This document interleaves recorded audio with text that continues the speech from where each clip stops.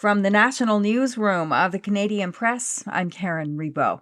Some WestJet planes started flying again yesterday afternoon, and more are expected in the air today, following a short-lived strike and lockout by its cabin crew. About 4,400 flight attendants walked off the job early Sunday to back contract demands over pay concerns, and a tentative deal was reached early Monday.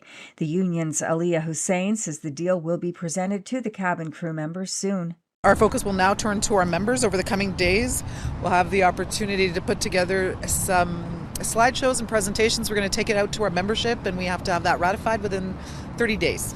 As WestJet works to get up to normal operations, thousands of passengers are trying to get over the inconvenience caused by it all and having to navigate flight cancellations on a long holiday weekend. One frustrated traveler at Toronto's Pearson Airport spent 11 hours on hold with WestJet trying to return home from a weekend wedding. 2 flight school planes crashed yesterday while flying near the city of Chilliwack in BC's Fraser Valley.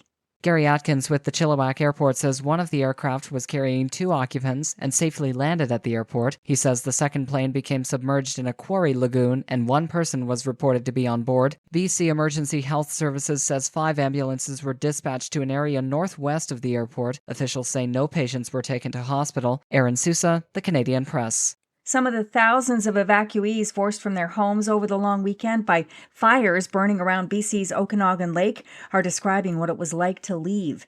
Bert Baisley is staying in his travel trailer in a parking lot in Vernon, where he's been since he fled his home on banned land on Saturday.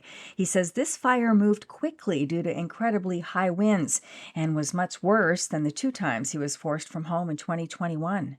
This one's worse, though, as far as the devastation on the banned land.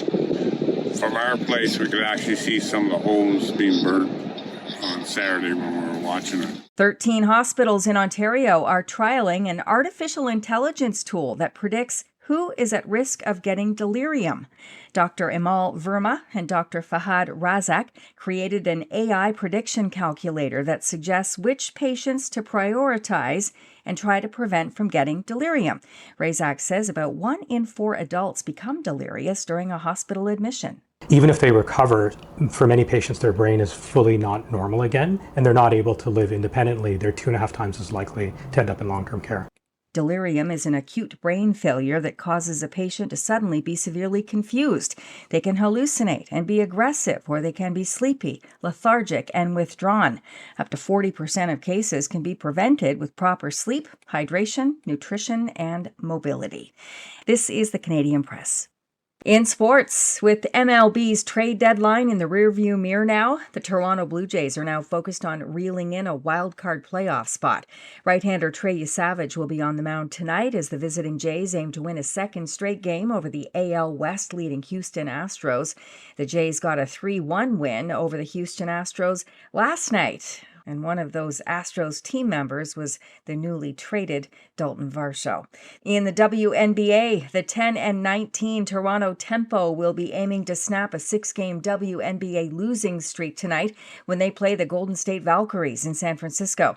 And action continues today at the National Bank Open Tennis Tournament in Toronto and in Montreal. Canadian men expected to play in Montreal include Denis Shapovalov, Duncan Chan, and Liam Draxel. Canada's Catherine Saboff is expected to play in Toronto, while Leylah Fernandez of Laval is scheduled to play tomorrow. From the Canadian Press, I'm Karen Rebo.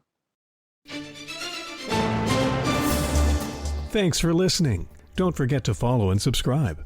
For more of today's top stories, visit thecanadianpressnews.ca.